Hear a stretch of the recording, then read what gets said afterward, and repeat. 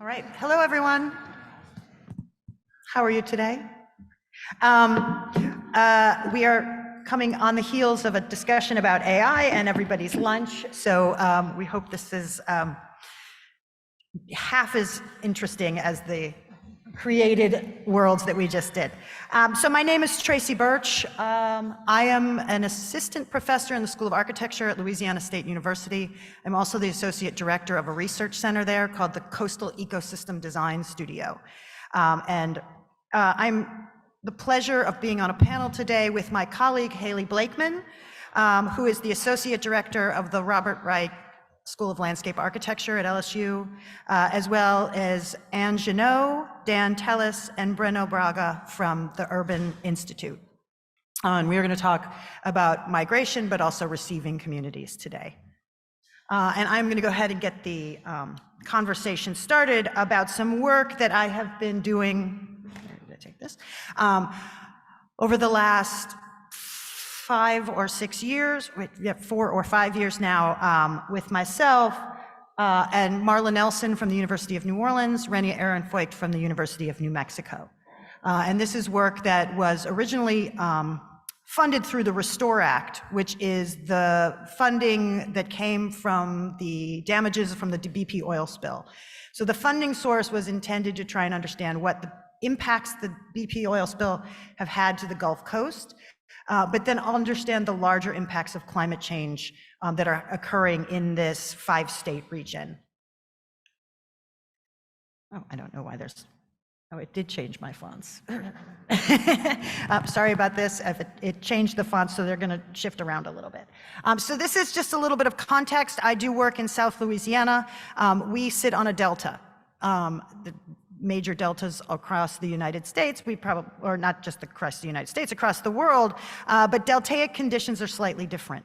We don't actually sit on a lot of bedrock. And so the landscape where we live in South Louisiana is about 6,000 years old, which is far younger than most places we are used to.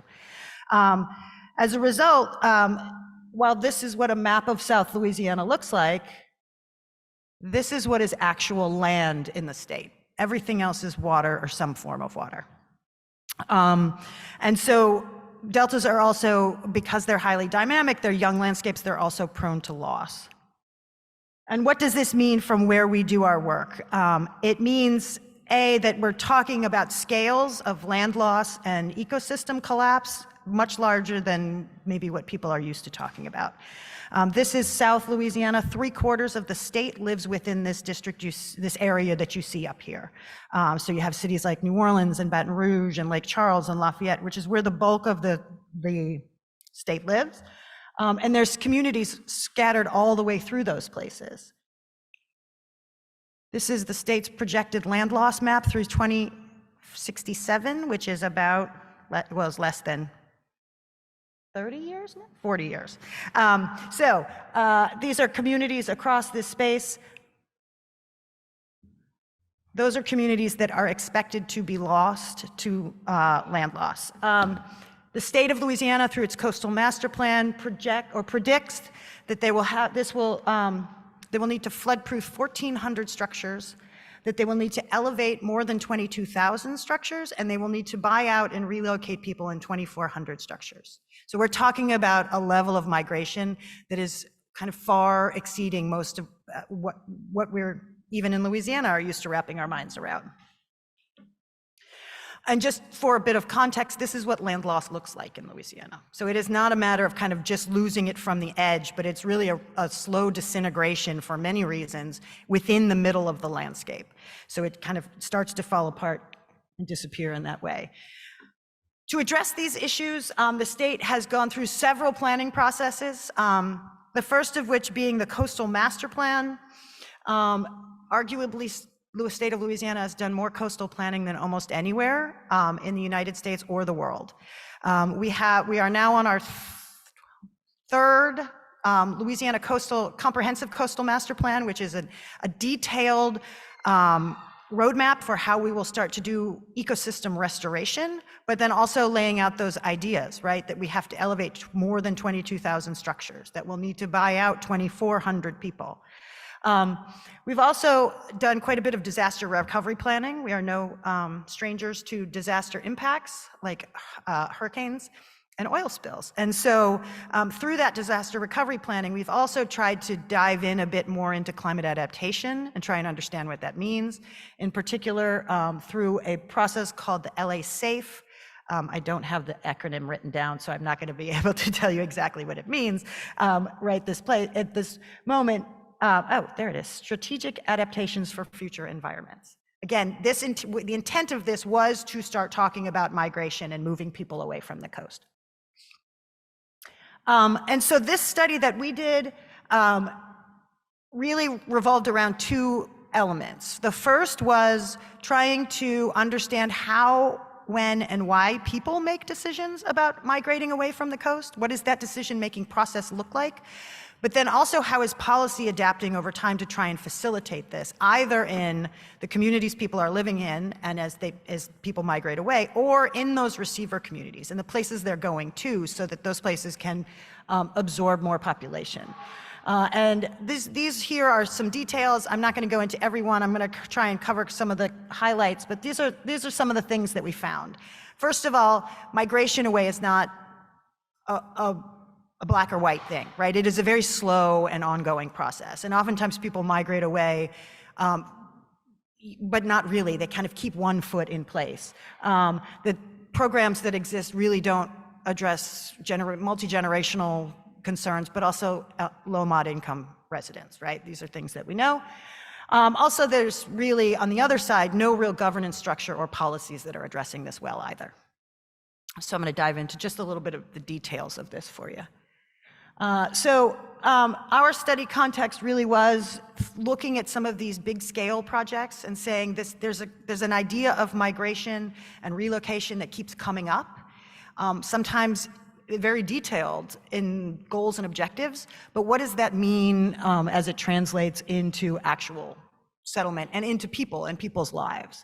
There we go. So our questions really were, in understanding that there are contradictions, how do these contradictions kind of impact people's ability to adapt, but then also the policies, in particular for lower bayou communities. And when we say this, we mean the communities in South Louisiana, like Terrebonne and Lafourche parishes. So they're sitting all the way down on that southern edge, the places that are losing land kind of the fastest. We did multiple rounds of interviews. We interviewed 58 groups and residents and then small groups. We also interviewed public officials for the first round, and then went back again another time and interviewed another 12 officials once we kind of understood what was happening. We did archival research as well, and then looked at other resettlement programs to try and understand how the efforts that Louisiana was making were similar or different than what was happening in other places. And so what emerged out of this work for us was part of what we already knew, but it really was solidified that there are contradictions within these efforts that are never really resolved, that oftentimes the work that is being done in Louisiana is done in the name of preserving culture, but that is never defined, and the people who are the culture bearers are not involved in the process. And that, again, there is a lack of structure. There's no real structure in place at a scale to facilitate this work. And so just talking a little bit about what those contradictions look like, there's a lot of suspicion. There's a lot of mistrust. That's between agencies, that's between residents, that's between everybody. And this is just one highlight, and you'll note that all the words up here are quotes from our interviews, but I'm not going to read the quotes to you, obviously, but they're always interesting, so please take a look. In the state of Louisiana, one of the things we found is that part of the mistrust is, there are multiple elements, right? So an intent of a program at the state level is to reduce risk, but the intent of that same program to people is to make them whole after an impact or a storm. Those things do not always gel well with each other, right? They're not the same intent. In Louisiana, there's a real struggle to say you cannot build in a place. And so what they're saying is that people, permanent residents, should leave, but that we allow recreation, And this picture that you see here is a traditional Louisiana fishing camp.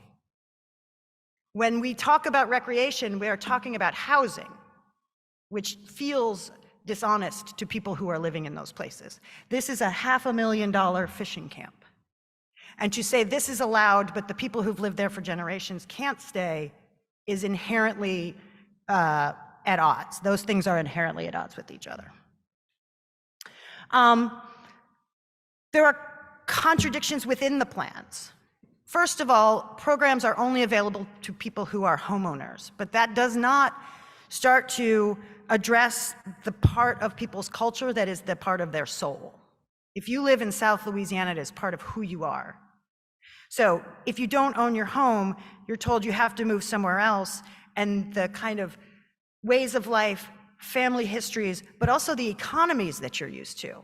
You can't move fisheries inland, right? And so it's really, these are programs that favor the homeowner, and as we see more and more, the homeowner is a wealthy person who owns camp and not a person who's been there their whole lives. And so these contradictions come up over and over again. Oh, there's my font again.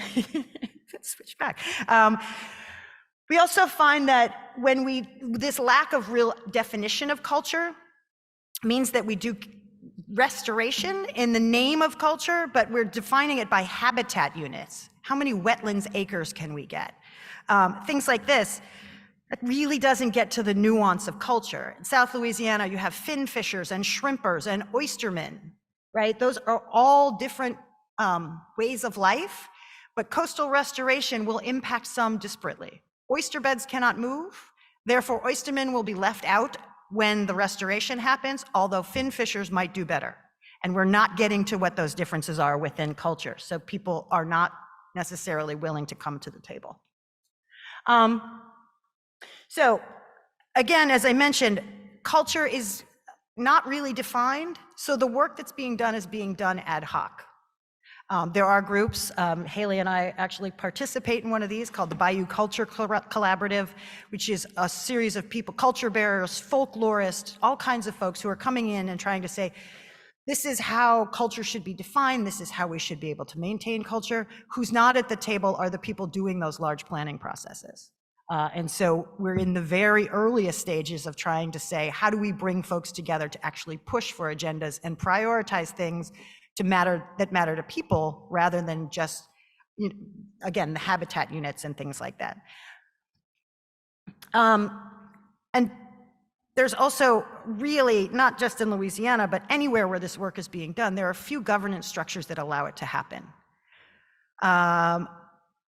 In Louisiana, after Hurricanes Katrina and Rita, we created two new state agencies. One was called the Louisiana Recovery Authority, and the other was called the Coastal Protection and Restoration Authority. CPRA, the latter of those two, is who writes the master plan. It was a permanent government agency tasked with doing this work. Louisiana Recovery Authority was a temporary agency that was trying to help people migrate away, make themselves whole, and rebuild after these storms. When it went away, so did the structure that could actually facilitate some of the migration and the receiving community conversations that we're having. And that has not been replaced. And so to work at a scale like we're talking, there's no real way to do it. The other thing, sorry, I'll go back here, is that any funding we have, for the most part, is tied to a disaster, which means you have very strict requirements placed on that money. There's no real way to look forward. You're always having to look back at what was there before, and that wasn't always ideal. And so we have no way to kind of move that adaptation conversation forward the way we really need to at this scale. As a result, we have, it's kind of an incremental change, and it's oftentimes being done in a framework where people have already been impacted, right? So more change is even more difficult. We're not finding ways as residents, but also as planners, to make transformational change. I was really, the last conversation we heard about climatopias is so interesting to me, because if we could move forward in those ways, there might be an opportunity for us to really think about maintaining communities in that space, right? Where all these small communities start to just disappear, but could we create a space that is people's touchstone to place while they move possibly other places to be safer for the long term? And so everything is incremental. We also have no idea what it means to plan 50 years in advance in a place like Louisiana, in a landscape that is dramatically different than it was 50 years ago, and we have no real understanding of what it'll be in 50 years from now. And then again, the fact that we're not affecting transformation, we don't have structures, we also are struggling mightily, moving just 100 people from the Ile-de-Jean-Charles relocation program, or through the Ile-de-Jean-Charles relocation program. It's been very contentious. There have been many, many issues. It was supposed to serve as a model, and in a lot of ways it serves as the model and not what not to do, and something, not all of it. There's quite a few things that came out of it that are learning and important, but to scale that up to the level of entire cities or 2,500 people at the bare minimum, was the state recognized, is going to be very difficult and challenging for us. And so with that, I am going to set the stage for my colleague Haley Blakeman to talk more about those receiver communities and how we're thinking through that conversation. Thank you. Here's my contact information as well as my colleagues' contact information.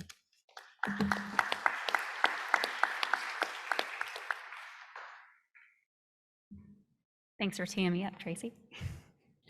Again, I'm Haley Blakeman. I'm with the Robert Wright School of Landscape Architecture. I'm happy to be with y'all today. I think he's pulling it up right now. It's the other one.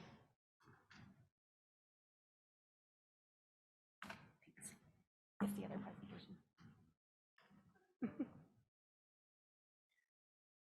Thank you. You'll have to wait for Ann and Dan and Brina.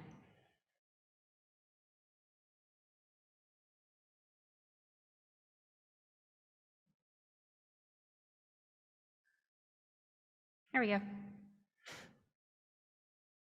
Okay, so Tracy mentioned the CPRA. So this research was done for the CPRA as they start to think about how do they adapt over 50 years, thinking about receiving communities and how we can prioritize those receiving communities based on economic, social, and environmental risk. So in the next century, millions of people will be migrating from our coast across the US.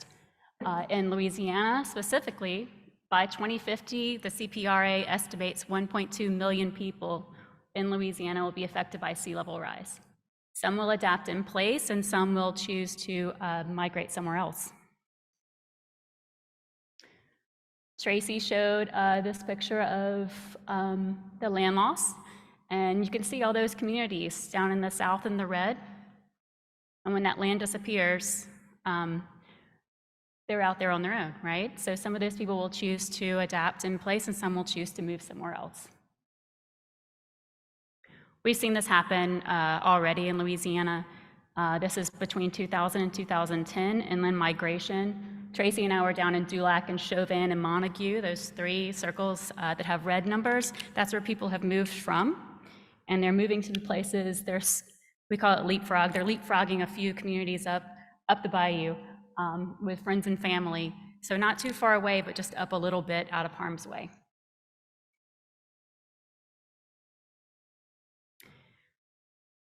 The federal government funding is shifting away from disaster response and emergency management funding and really moving towards disaster reduction through the prevention and climate change adaptation. So how can we think proactively instead of reactively? Tracy talked about the funding tied to disasters, but how can we think about it beforehand and really fund projects that reduce that vulnerability ahead of time? In November, Dr.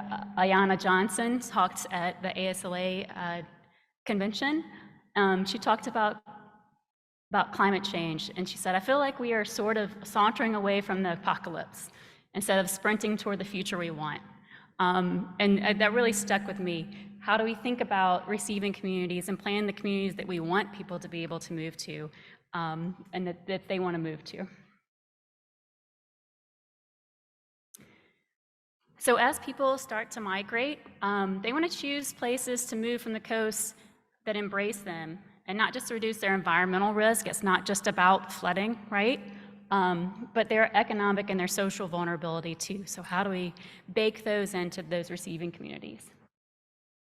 This is Cameron Parish. It was on the far bottom left of that the land loss graphic. And people here are moving just up the coast a couple of hours into Lake Charles.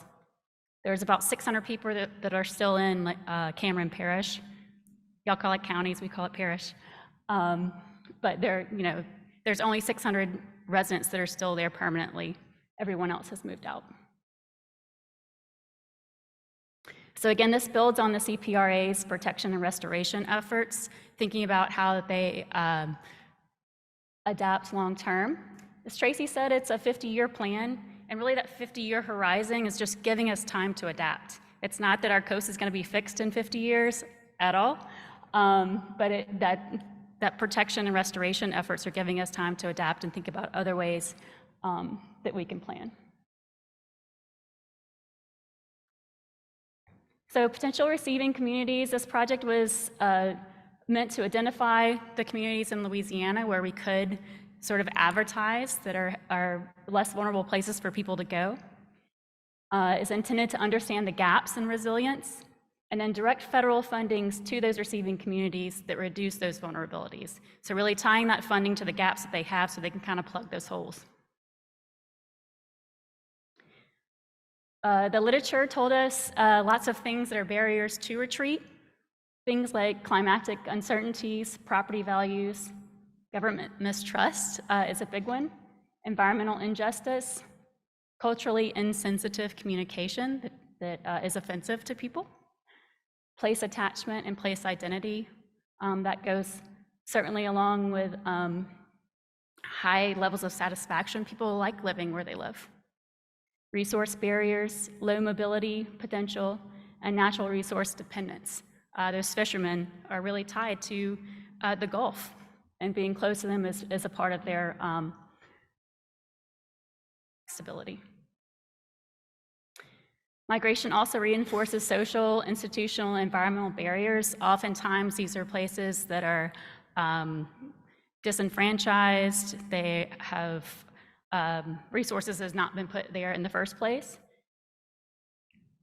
Things like water supply, mental health is a big issue, social capital, healthcare access, loss of homes and land, shared property resources, and increased morbidity are often tied to migration if it's not planned for properly. Right now, we really work on because the funding is tied to natural disasters, buyouts are usually individual properties. It's very piecemeal. People move somewhere else. They leave their community. They leave their social ties, their social infrastructure. And that has a lot of negative impacts. As Tracy said, people need to decide on their own when it's time to relocate based on their own perceived risks. So getting them the right information is really important. Piecemeal acquisition fosters community fragmentation, undermines traditional cultures, and concentrates those vulnerabilities.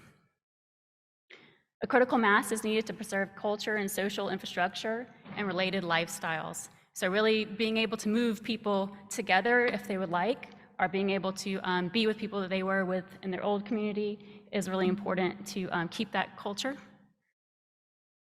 However, we don't have $48 million to move communities like Ile-de-Jean Charles. That won't ever happen again. So really thinking of other ways that people are able to move with people who are in their community. Long-term engagement, trust, community situation of development and housing design, and creation of public spaces is necessary. Those public spaces are really important, so there's opportunity for people to gather, have social interaction with each other, and build those ties. We found in Louisiana that's one thing that makes people on the coast so resilient is having those social ties and being able to depend on each other.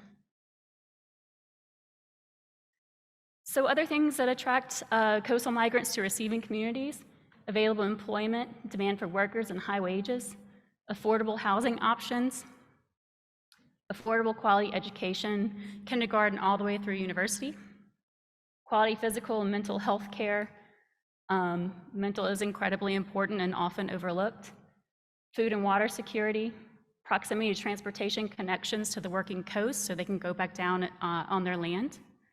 Accepting diverse places that will not exacerbate social, cultural, racial, and economic inequities. Those kinship networks, and festivals, cultural events, and clubs.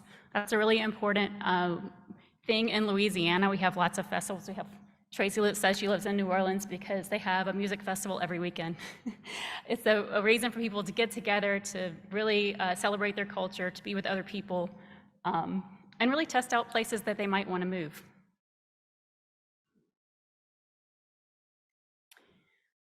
We also met with, did lots of interviews. The number one issue is lack of affordable housing options. And not just one type of housing, but small houses, larger houses for families. Across the board in every community we talked to, housing was the number one issue. People need housing that is quality and affordable. As I said, food, festivals, visiting friends and family, and cultural events allow people to test receiving communities and aid in social cohesion. Physical proximity is important, as some will commute back to the coast weekly for family land, work, and friends.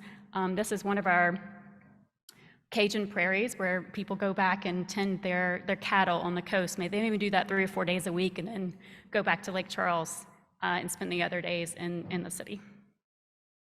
We also need rural and city options. That was a big theme as well. My parents don't want the same thing that my kids want, right? And so we need options that are close to each other so you can keep those kinship ties, but that have urban situations and have rural situations as well. Most of those communities we showed you on the map are rural communities, they're small communities. So we need some of those too. The updated FEMA insurance rating that came out in April will definitely has driven up insurance costs. People will move as a result, so we need to be prepared. Effective communication of risk, forecasts, and opportunities is critical so people can make their own decision. Lack of data sharing and available data is not always useful. We learned that there's tons of data in Louisiana. We don't have a shortage since Katrina. There's been lots and lots and lots of maps made, but our state agencies don't even share those maps and that data with each other. Capacity to direct growth and access federal funding. I say capacity, not that people don't desire to or have the talent to, but a lot of times in those small towns, there's one person doing 5 jobs. And so they don't have the ability to put together a federal funding for BRIC or FMA that's going to compete nationally. So we need to think about how we put people together and help support those funding applications. Lack of funding for non-structural adaptation measures, and must have updated and enforced building codes, which definitely takes some leadership. Sometimes we get updated codes, but we don't have the leadership to enforce them. Quickly, I'll run through the methodology. We took CPRA's flood depth, land loss, and FEMA flood zones, and we isolated communities that are less likely to flood. We then added the CDC's Child Opportunity Indices. Those cover education, health and environment, and social and economic indices, and then added on top of that qualitative indicators of existing social, environmental, and economic capacity from the census data.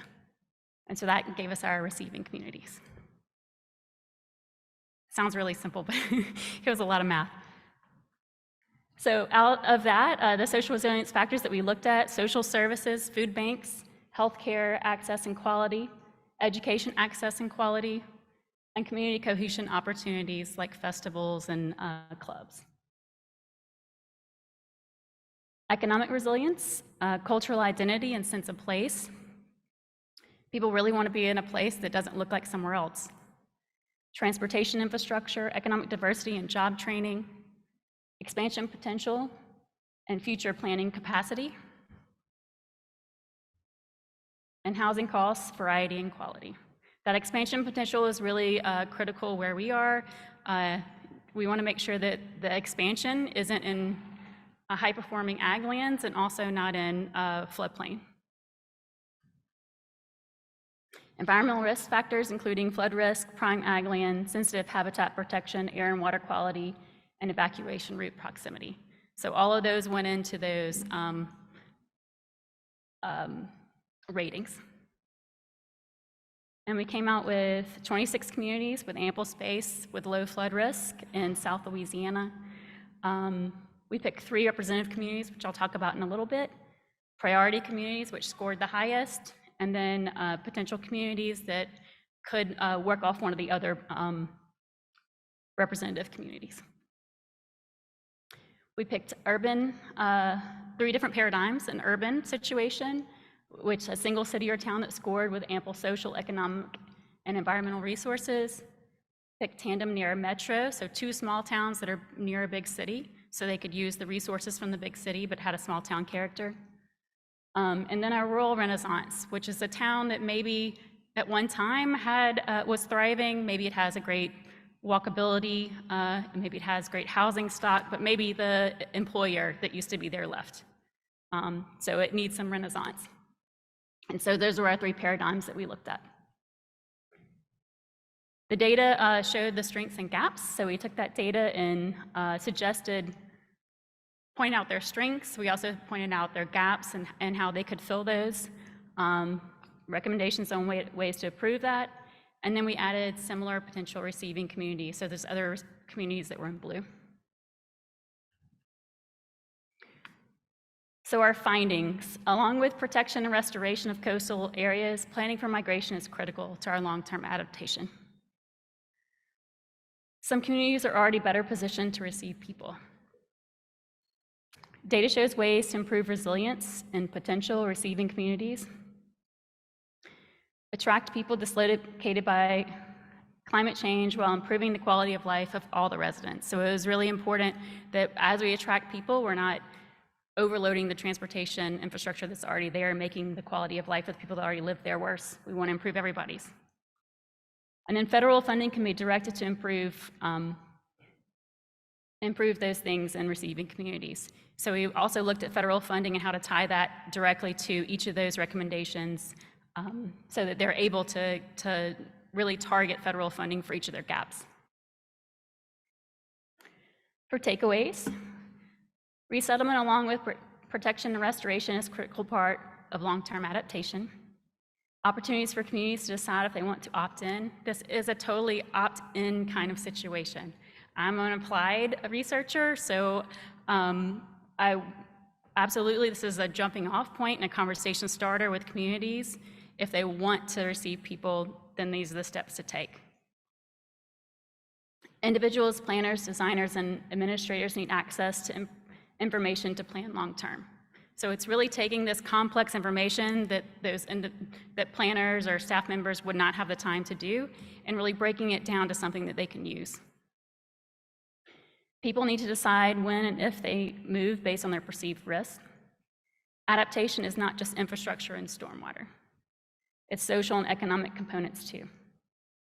Designers, planners, and administrators need to be thinking large scale, but acting small scale.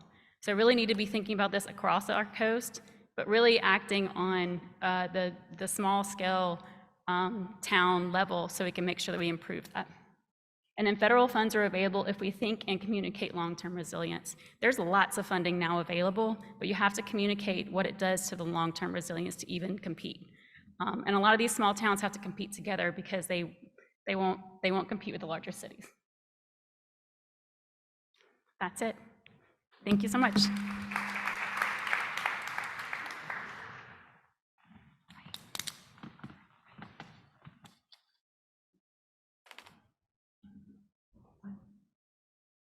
Okay.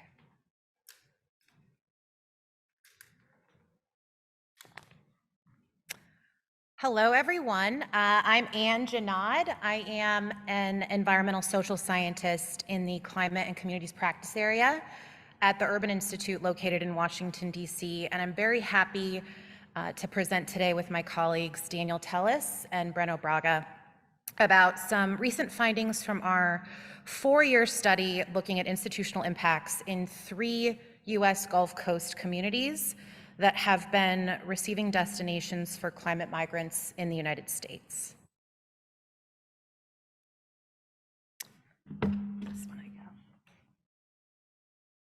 So just a quick roadmap for our time. First, I'm going to share a little bit about the motivation for our study. This was a very large study. We just released 6 reports that take a close look at impacts of climate migration across 5 institutional domains in these receiving communities. So we looked at financial institutions, labor markets, social, cultural, and recreational institutions, healthcare institutions, and housing.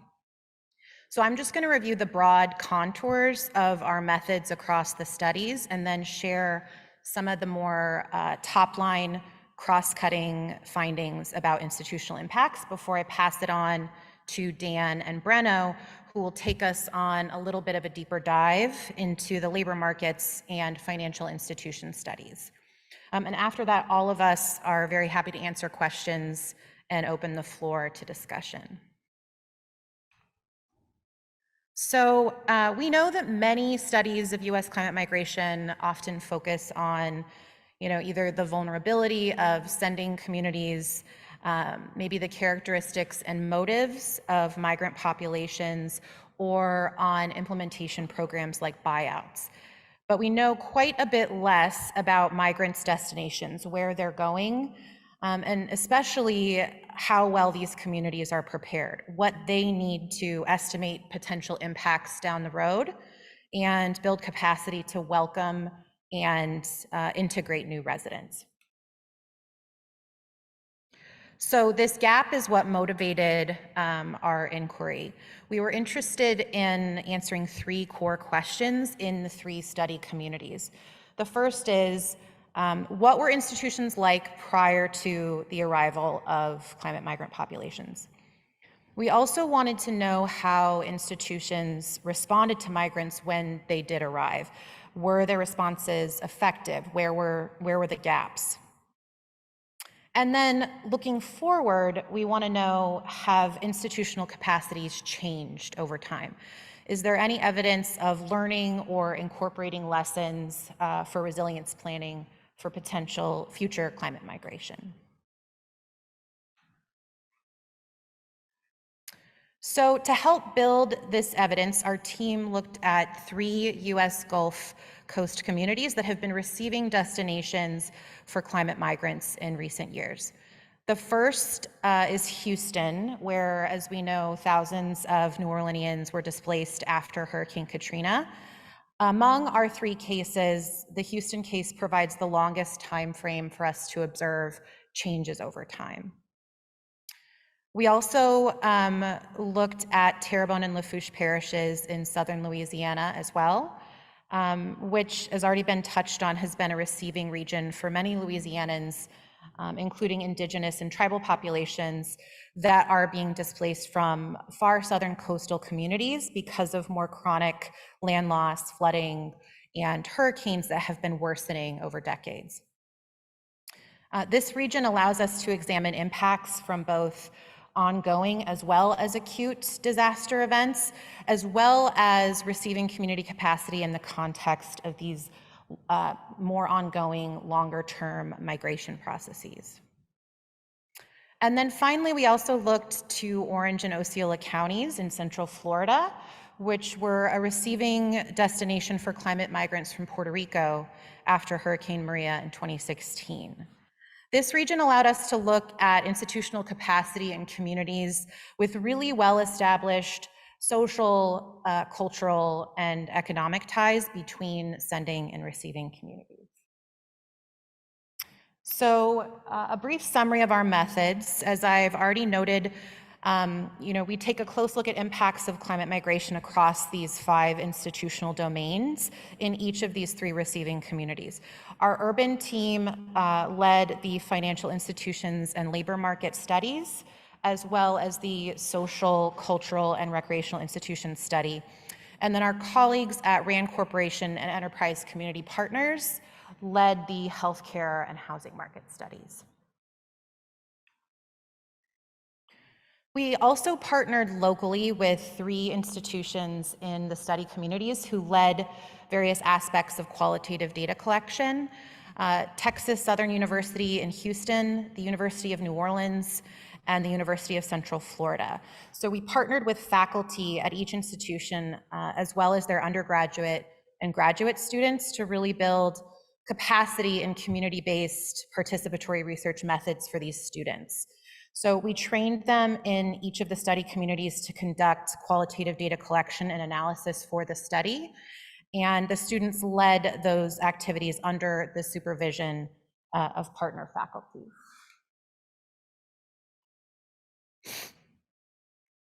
So big picture, our data collection included key informant and stakeholder interviews with experts from across our institutional focus areas.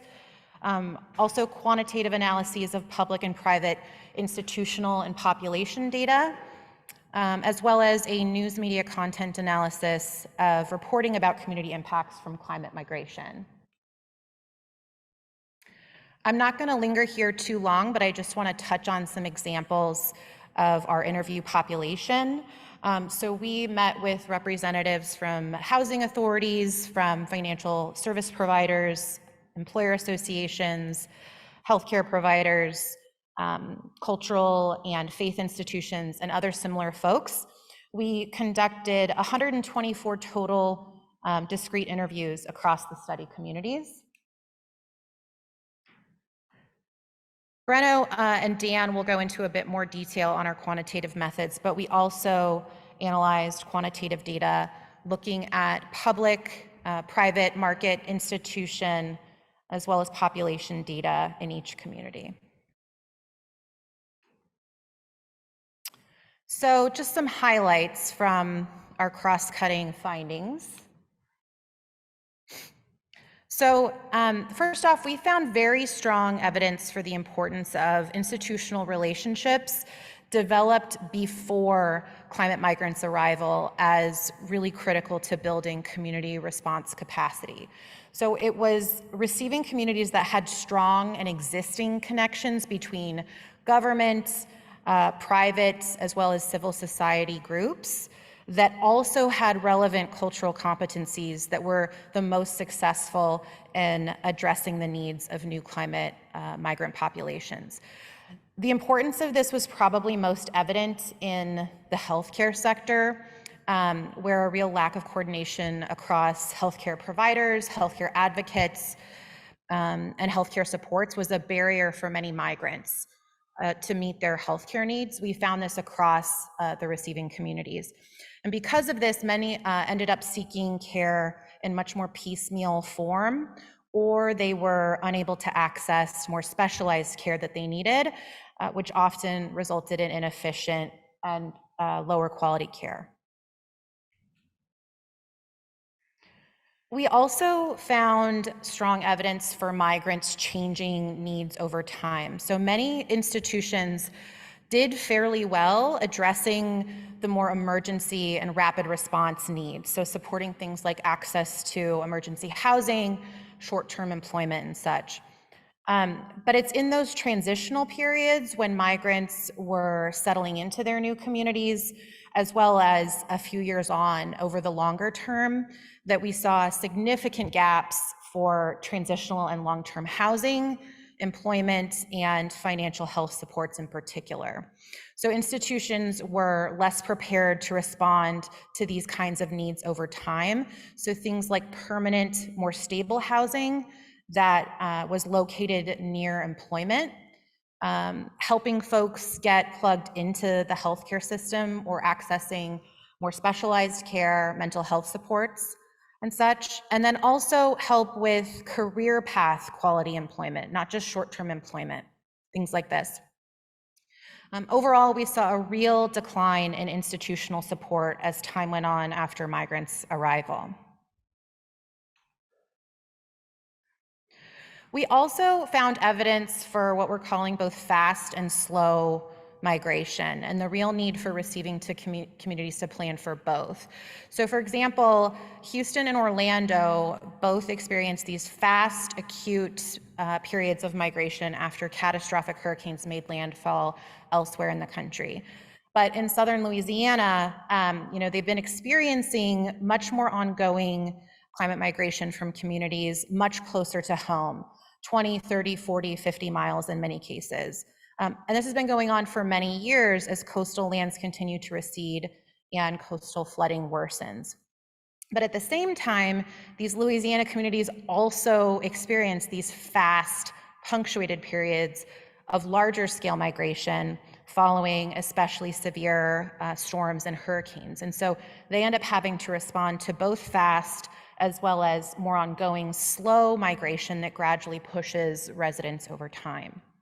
And this points back to our previous finding about gaps in services over these longer term periods, because many of the assistance organizations, the programs, the health services that we see ramp up after these fast catastrophic disasters, oftentimes, especially in your rural areas, they tend to go dormant after the emergency response periods. And this reduces services for climate migrants that arrive during these slower periods. They're still climate migrants, but they have access to far fewer services oftentimes.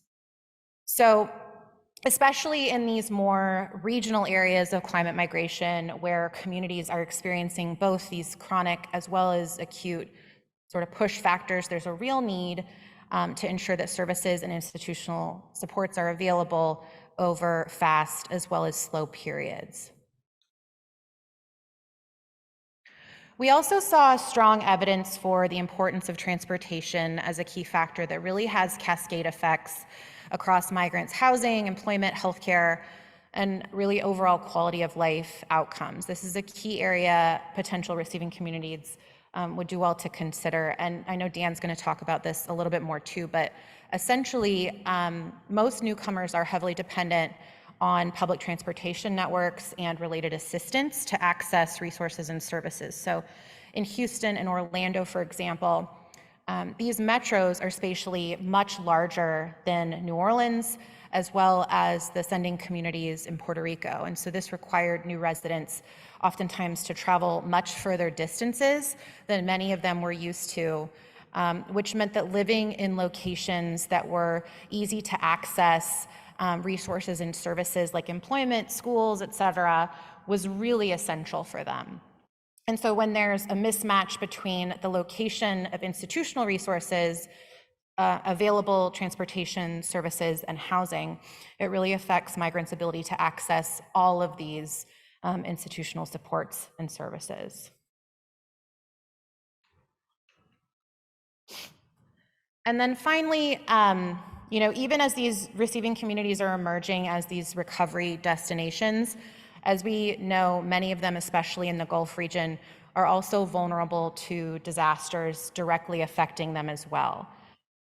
Over the course of our study, climate-related disasters affected all three of our receiving communities, as well as one of the original sending communities. So Winter Storm Uri in Houston in 2021, Ida in southern Louisiana 2021, Hurricane Ian in central Florida 2022, and then of course Hurricane Fiona in Puerto Rico in 2022. All of these, as we know, caused widespread devastation. They delayed our data collection and analysis. Of course, more importantly, though, they really point to the need for coordination and systems level resilience planning, like we've heard about earlier a little bit, for many of these communities that are going to be experiencing both direct climate effects as well as secondary migration effects from climate change. We dig into some related recommendations a bit more in our reporting, which you can find on Urban's website. But for now, I will pass it to Dan, who will take us on a deeper dive into a look at our labor markets impact study.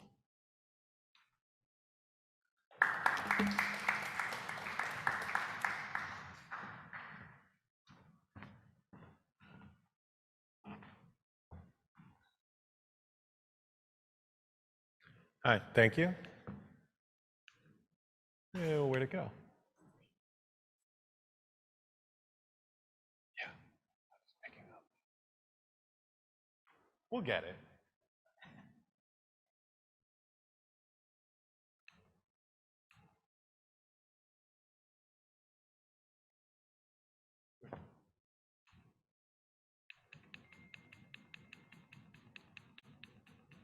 Just in case you forgot anything.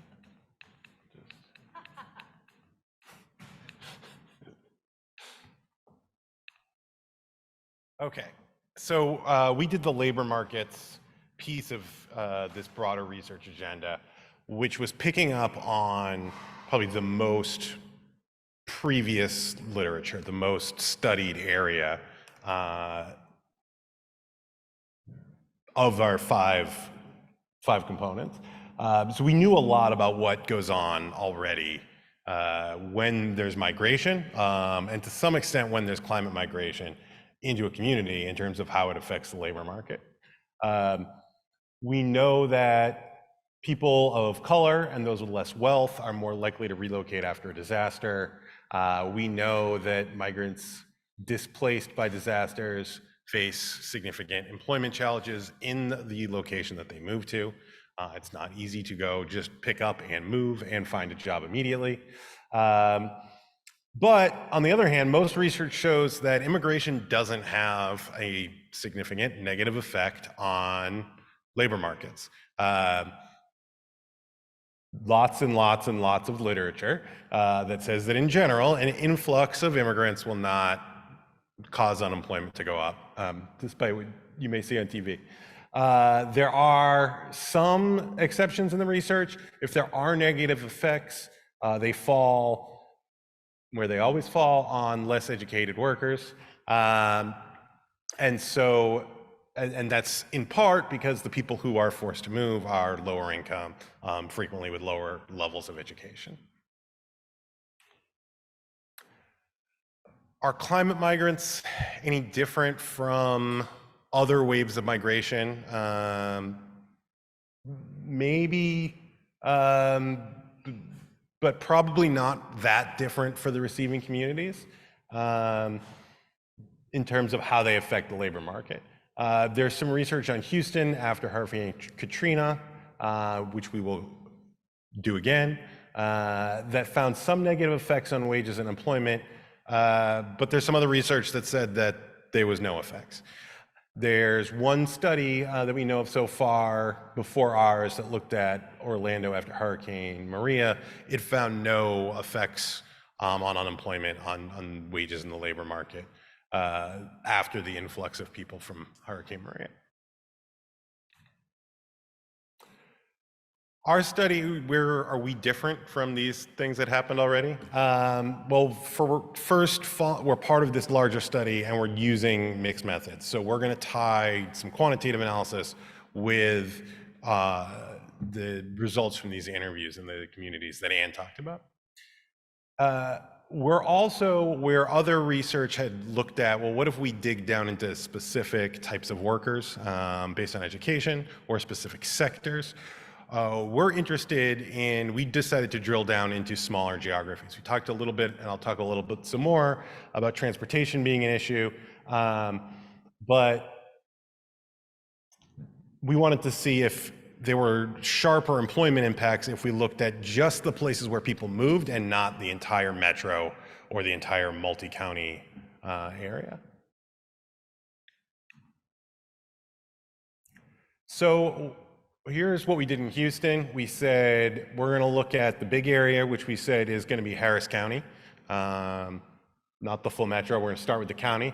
We're going to drill down then into these public use micro area geographies, which is not particularly meaningful in and of themselves, other than how the census uses them. But if you're familiar with Houston at all, these are sort of the descriptions of this is the area that falls between this highway and that highway in the case of Houston. And then we're going to focus on 5 specific zip codes that got the crux of the migration. And in Central Florida, something similar. There's 2 counties here, either as big as Harris County that got migration after Hurricane Maria, 4 of these public use micro areas that got the lion's share of the migration. And similarly, we identified 5 zip codes. I apologize for this eye test, but what we're showing here is what these places looked like prior to the disaster and prior to the migration event. And the key takeaways here are, when we start with the counties, all of those numbers are pluses. Houston and Orlando areas had more jobs per capita, higher levels of employment in general than your average place in the US. These migration events led people to move to places with lots of jobs. That's a little bit different when you think about within these places. Let's skip the middle here and let's just go to the last column. The zip codes they moved into, are these zip codes with a lot of jobs or these residential zip codes? Well, in Houston, they moved to zip codes close to work. In Orlando, they did not. They moved into residential areas. Now, part of that is just the nature of these two cities and how land use works. And part of it has to do with just the social connections and the social networks of where people ended up moving. Right? Especially in the case of Orlando, we're thinking about areas that are going to be friendlier and have better networks for Spanish-speaking residents.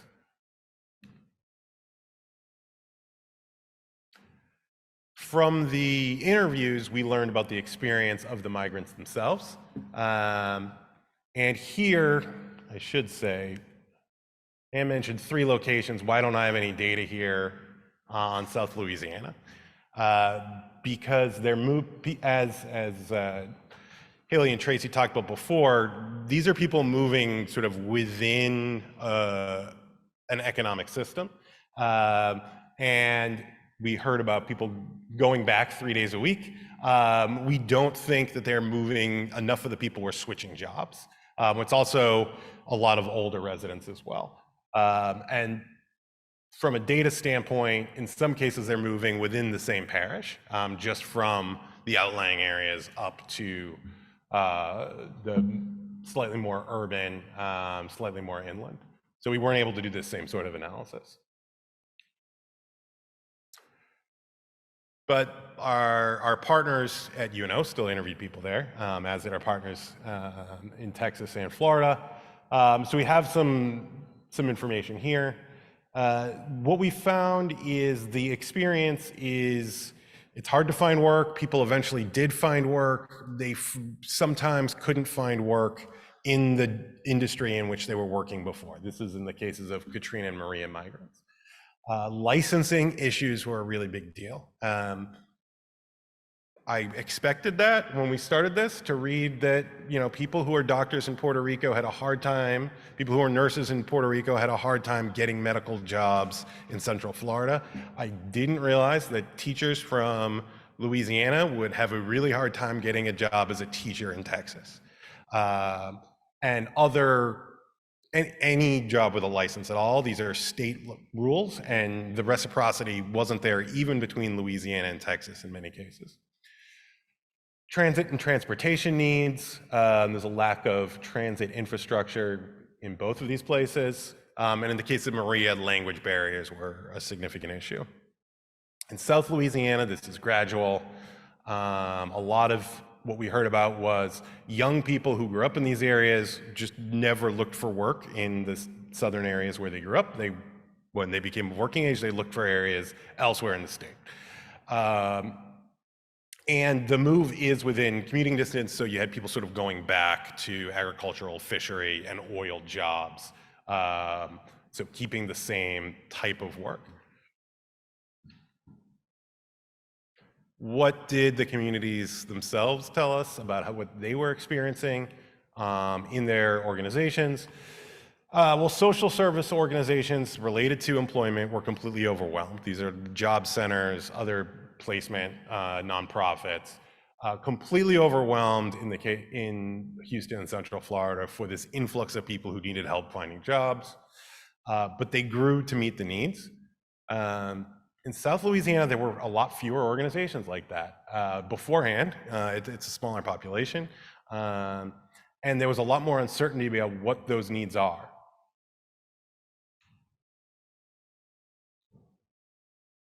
So then I'm skipping our method slide. I would love to talk to anybody about synthetic controls if you're so interested, but we're gonna skip over that and just go to our results, a bunch of numbers here.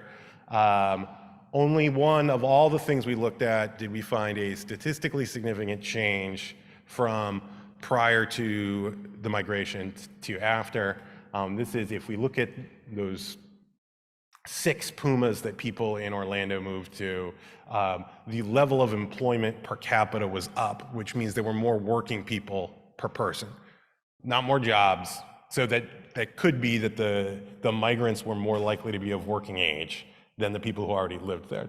We don't know that for sure, but based on the demographics of the migrants, based on what we know about Central Florida, that's sort of our working assumption. Everything else is we didn't find anything. These places, the unemployment rate, jobs per capita, sort of just shrugged off this influx of new people. So our takeaways here, in Houston and Central Florida, these were big major cities that just sort of absorbed new migrants that were moving for climate reasons. The migrants themselves faced challenges. The social service organizations that worked with them faced many challenges. They weren't really ready for it. But if you were already working in one of those areas, it probably didn't affect you. At some point, maybe we'll go back and look at figure out exactly the industries that people were working in. But it's a little bit tricky in both of those cases, actually. As service providers adapted, informal networks played a really big, important role in helping migrants. So we sort of started with looking at these social services, nonprofit and quasi-governmental organizations that would help people find work. But the social networks play just as big a part, if not a larger part, in helping people find work, and that grows over time. These labor markets absorbed the migrants, although they were not able to always find comparably high quality jobs, right? So the labor market itself seems fine, but people are moving sort of down a rung on the economic ladder in many cases because they can't do the same thing they did before. What is our advice then for receiving communities? First, even if you don't self-select in, it's going to be okay. Migrants aren't going to come and take all your jobs. It'll be fine. They create jobs. It'll sort of work out. We don't see any evidence of a big spike in unemployment. But especially when we think about interstate, when we think about nationally, what could the federal government be doing? These licensing issues are a really big deal. It's not like we don't need workers in healthcare in almost every part of the country. So making it easier for people to move and stay in their most productive jobs is probably a good idea. And transportation infrastructure is really key. And looking at where there are social networks with places there where migrants might be coming from and making sure that there's access from those places to jobs, to quality social services is really important. Thank you. Pass it now to Brenno.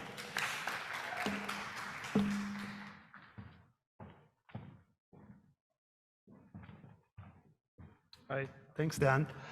First, I'd say I'm very happy to be here, listening to all of you guys and learning a lot. This is probably the most challenging room I ever presented, not just because it's big, but these flowers here kind of give like a memorial service vibe to the whole presentation, but I hope to keep it up. Okay, let's see if I can figure this out. This one? Okay.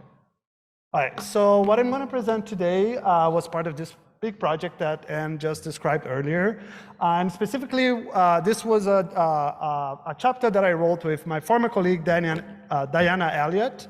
Diana is a qualitative researcher, I'm a quantitative researcher. So what I'm going to talk today is only about the quantitative results that we have in the chapter, but I recommend you to also check the chapter if you're also interested in the qualitative piece. Okay, so what's the goal of this study? As Anne and Daniel kind of motivated already, we want to understand the capacity of receiving communities to integrate climate migrants when they arrive. Most specifically, for this particular chapter, we're interested to know if the influx of climate migrants affect the financial well-being of residents of these hosting communities. When I say financial well-being, you should think about the ability of people that live there to manage their daily lives, right? So the ability that they have to pay their bills on time, the ability they have to build wealth. So you might ask yourself, why should the influx of climate migrants have an impact on the financial ability of people there? So I am an economist, and like any economist, we like to think about like on one hand and on the other hand. So on one hand, you might think, as Dan mentioned before, these climate migrants might compete for jobs with the local residents.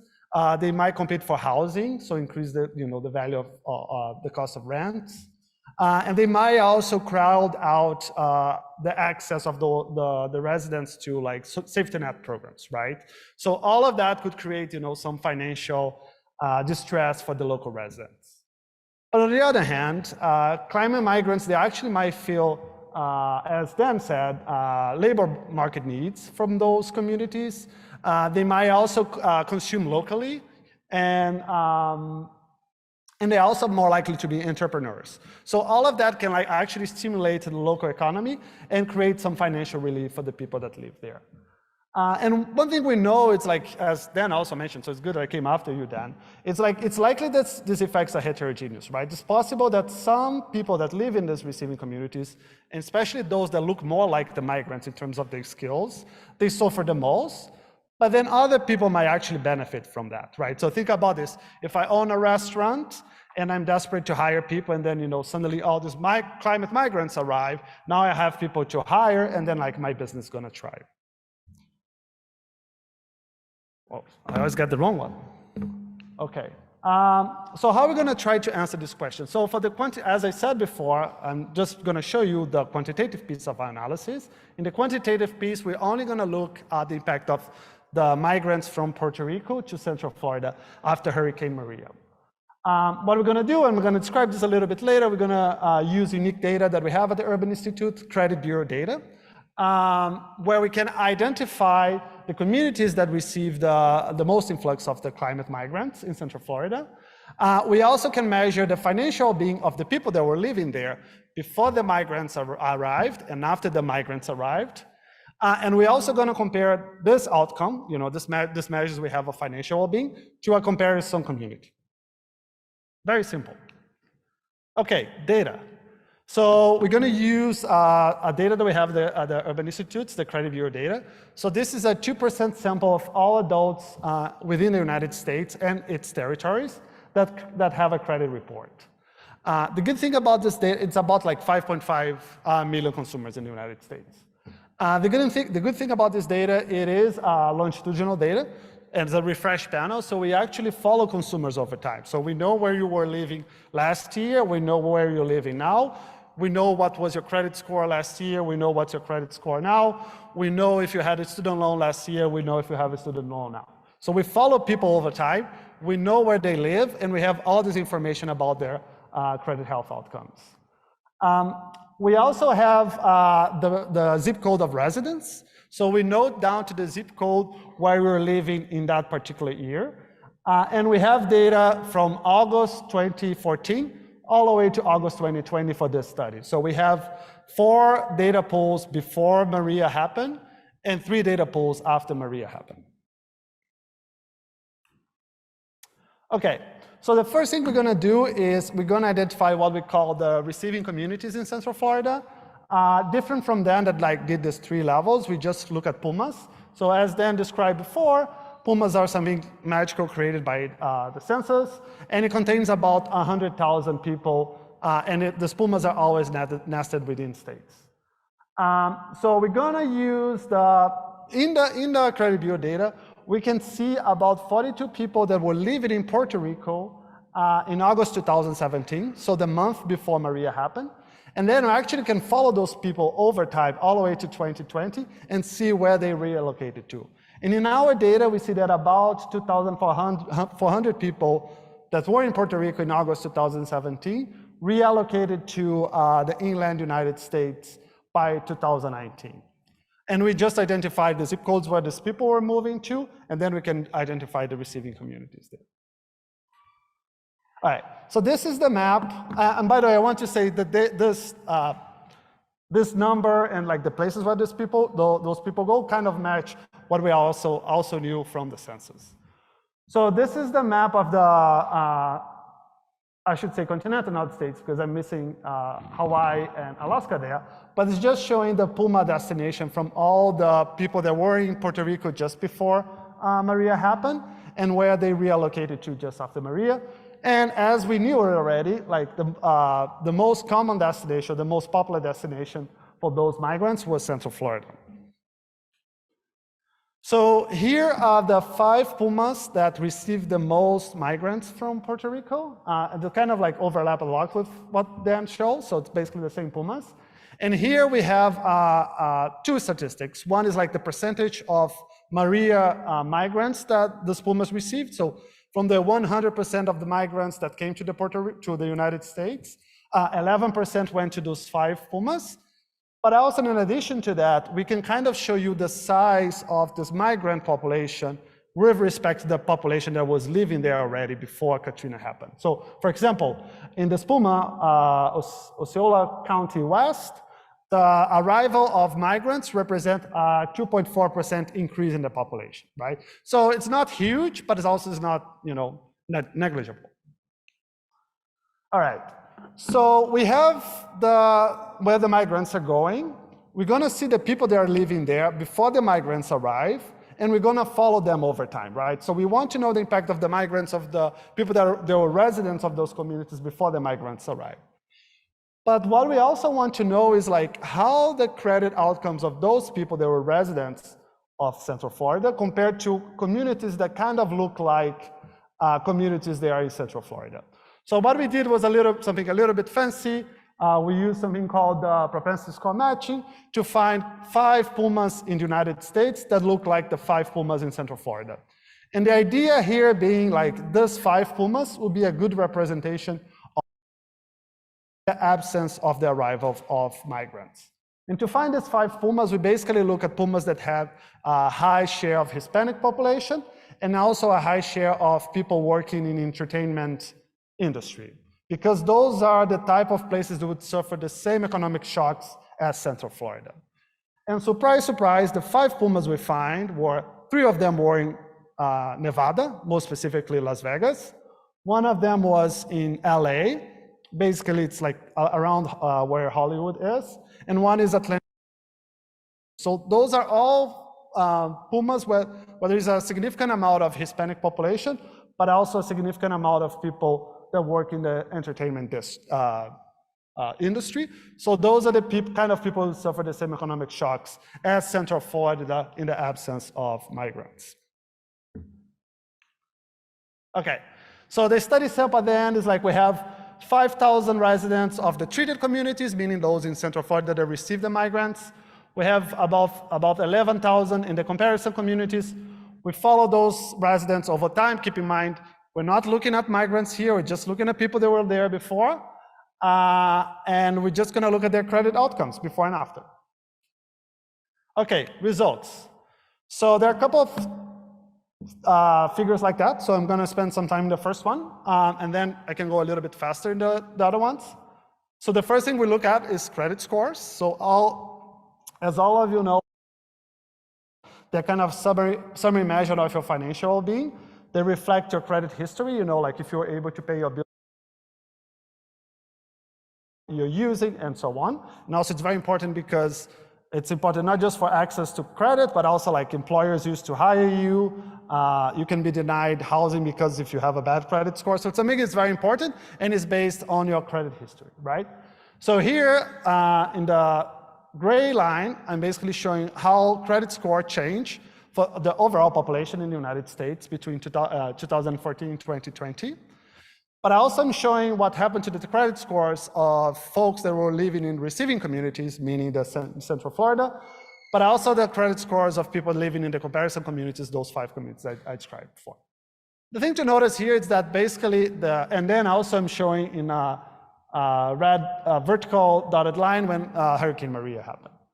The thing to notice here, it's very simple. Credit scores were increasing for the whole United States as well as for like the comparison communities and the receiving communities before the migrants arrive. And the trend was basically the same after the migrants arrived. So you can see that the lines there are basically the same for the treated communities and the comparison communities. The arrival of the migrants to Central Florida did not have any impact on the credit scores of the residents of those communities. Here is just a fancy thing we did called event study. It's basically doing a statistical test if the gap has changed over time. We have both the 95% confidence interval and the 90% confidence interval, just to show you that's something that you saw in the previous graph. When you do actual statistical tests, you cannot reject that there is zero effects there.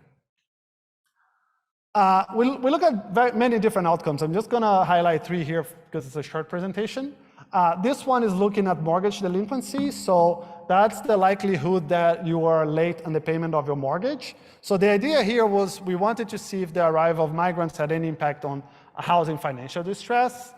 As you see here, the mortgage delinquency was falling before the migrants arrived for both the whole United States, but specifically for the receiving communities and the comparison communities, they keep falling down after the migrants arrived. So basically the story here is the same. The arrival of migrants created no housing distress in terms of payment of mortgage for the receiving communities. Now we're looking at the share of people that have debt in collections. Basically, you have debt in collections if you didn't pay, let's say, your credit card or utility bill or a medical bill, and then somebody's trying to collect that debt from you. So like the collector's kind of like calling you and trying to collect the debt from you. So it's a very good measure of financial distress if you have people trying to collect the debt.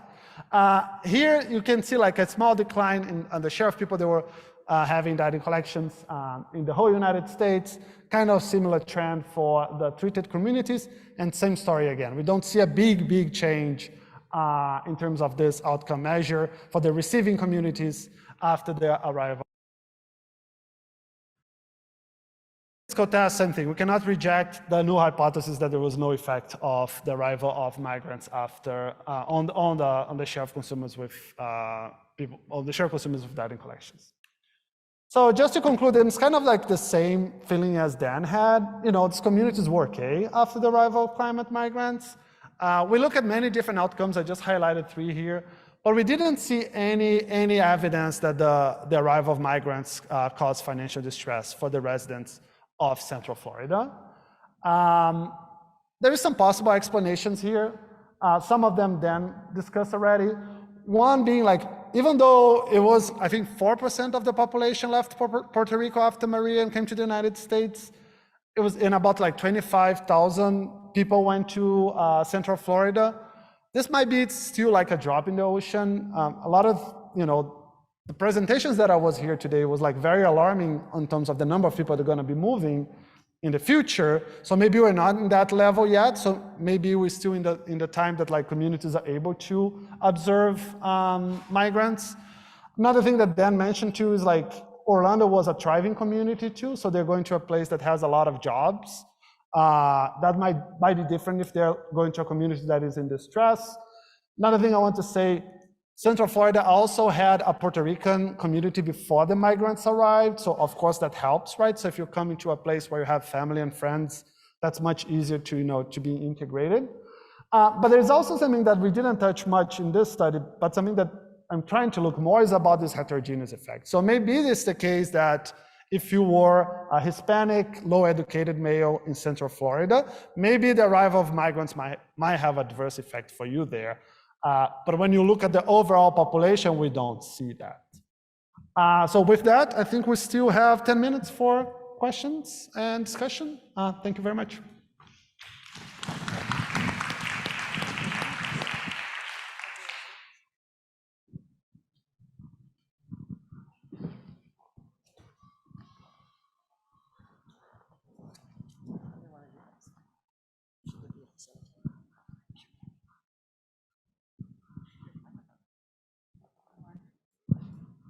I think it's on. If anybody has any questions, there's microphones. Y'all are welcome to hit us with your best shot.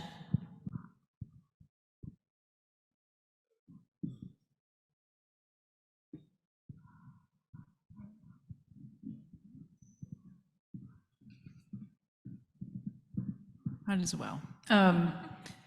Do these communities perceive themselves as receiving communities? Yeah, you go first. So my work is focused, it's interesting because South Louisiana, you have a little bit of both, right? And sometimes those numbers are based in reality and sometimes they're based in perception. So Haley and I both work in Baton Rouge that perceives all of its issues, having been related to an influx of people from New Orleans after Hurricane Katrina. But if you look at the numbers, very few of those people, relatively speaking, actually stayed in Baton Rouge. So there's a perception that the influx has negative effects, and in the immediate aftermath of a storm, it definitely does, but over time, it hasn't borne out that that's really what it is. It's overtaxed infrastructure, it's not enough investment, it's migration within those communities. And I haven't done work in Houston, but I feel like there's probably similar conversations, the kind of people who came from one place. But interestingly, Haley and I also do work in smaller communities that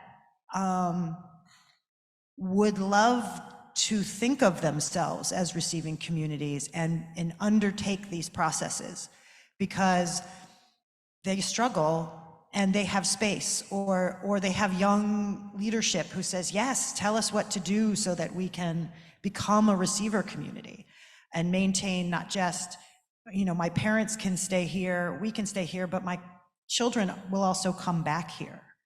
And so Haley and I are working in the fall, we're coordinating our design studios in 2 communities in Louisiana around the idea of to consider yourself a receiver community. Where would you actually kind of proactively start to think about investment in housing and infrastructure and social spaces in a way that you, as a small or medium-sized community in Louisiana, could become a receiver community and an active part of that conversation?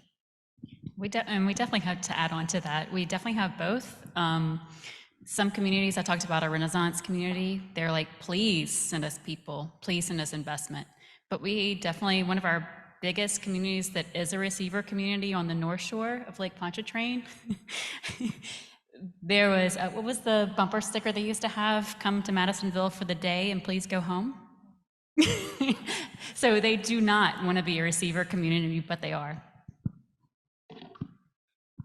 I'll add on to that a little bit from some of the interviews that we did in the more rural areas where Tracy and Haley spend more time.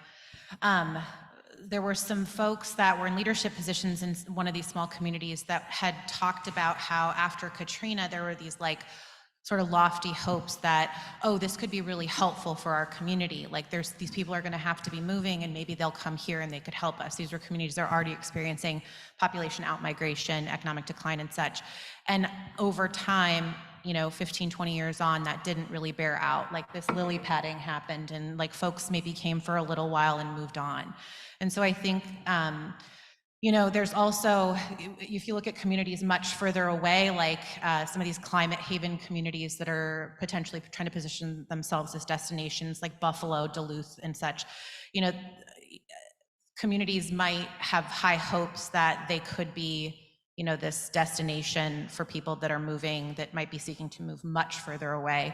But what's really needed, whether it's these small communities or mid and large size metros, is population projection planning. We talk a little bit about this in our reporting around recommendations, and we don't have to reinvent the wheel for this population projection planning. We can look to other industries that are dealing with population uncertainty now. So if you look to energy boomtown communities across the Eagleford Shale, the Bakken Shale, there's a lot of econometric modeling, population modeling that these very small towns, mid-sized and even large cities have been doing for many years to basically estimate, okay, what are the potentialities of people coming? So we can understand, whether it's low, mid, high, or whatever. And then what would that mean for our institutions and our resources? How would we then prepare to respond at these different levels to then look at what those gaps are? So whether it's sought after or not, That's something that communities that may opt in and try to be receiving communities, or maybe looking at it and like, hey, go home, go home. To understand those effects is really an important baseline in either case.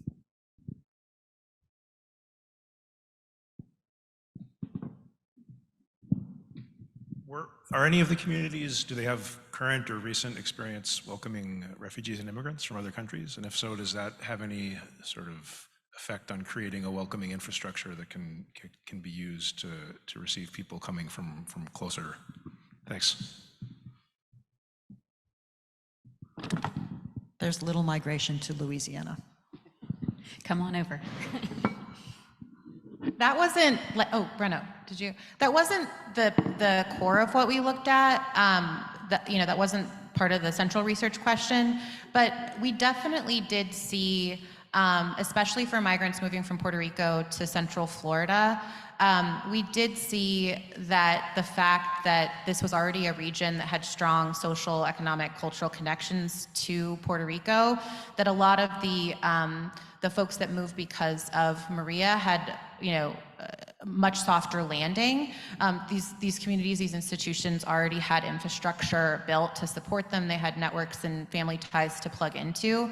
I wouldn't, there were also examples that we heard from the interviews, though, around tensions that existed, both for Katrina migrants moving to Houston, as well as Puerto Rico migrants moving to Central Florida, just around certainly racial and cultural,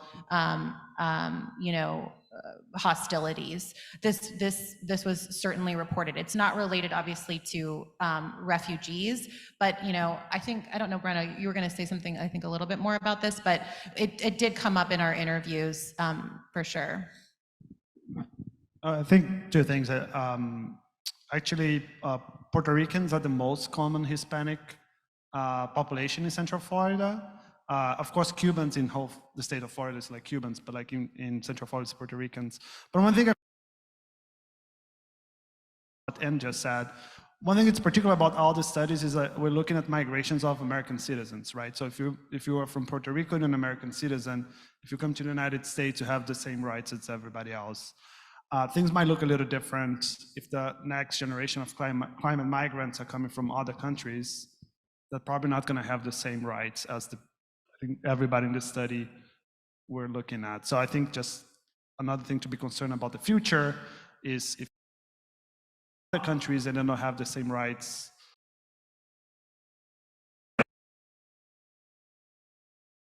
The other thing to think about, and this gets to the previous question as well, Houston is the fourth biggest city in the country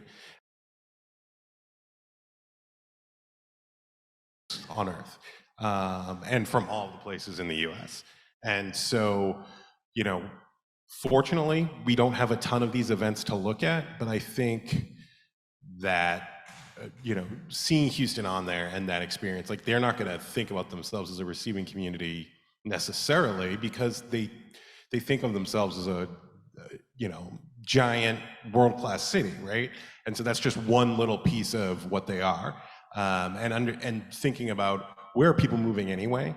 And is that where whatever programs we set up and connections we make, the cities that people are moving to when there aren't climate crises and places where people are moving for reasons entirely unrelated to the climate, is that where people are going to end up moving for these reasons as well? Stick around if you'll have questions for us. Sorry. But thank you for your conference.